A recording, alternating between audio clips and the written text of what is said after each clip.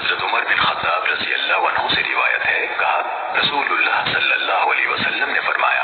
جب مؤذن اللہ اکبر کہے تو تم میں سے ہر ایک اللہ اکبر کہے، پھر وہ مؤذن کہے اشہد ان لا الہ الا اللہ تو وہ بھی کہے اشہد ان لا الہ الا اللہ، پھر مؤذن اشہد ان محمد رسول اللہ کہے تو وہ بھی اشہد ان محمد رسول اللہ کہے،